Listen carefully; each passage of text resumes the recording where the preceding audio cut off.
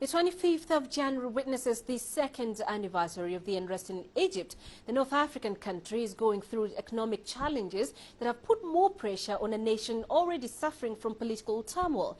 Yasser Hakim looks back on the last 2 years and assesses how the economy has fared since the unrest.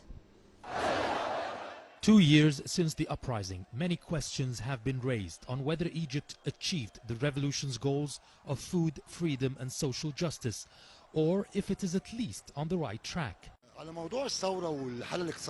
The economic situation is worse than before the revolution.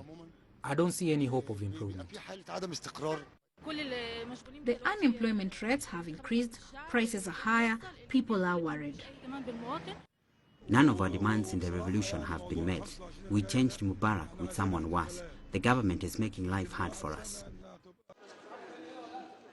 Numbers are one way of making sense of the dire situation. In only 2 years, foreign currency reserve dropped by 70%. Foreign investment has neared the zero mark. Foreign and internal debt is at $300 million. Tourism down by 50%, and the Egyptian pound is losing its value by the day. There was a security vacuum in the country with high levels of violence and looting in the last 2 years. There were also daily demonstrations and strikes which scared investors away from Egypt. We saw the closure of nearly 2,000 factories and many businesses went bankrupt because of the instability we are living in. When elections brought the Muslim Brotherhood to parliament and presidency under the slogan, Islam is the solution, there were high hopes that conditions will improve. But reality is hitting the people hard. President Morsi promised at least 200 billion of immediate investments once he was elected, but it turned out to be just talk. His economic performance showed that the Brotherhood have no vision or plan of action, and the political decisions led to strife and clashes between different forces, and that divided the country and hindered any economic development.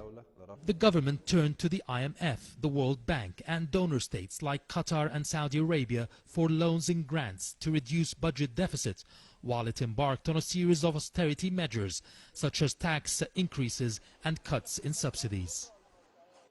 Loans are not preferable because you cannot guarantee repayment in the current conditions, but it helps on the short term. What worries me is that the government is resorting to tax increases and subsidy cuts on Egyptians who are already suffering enough.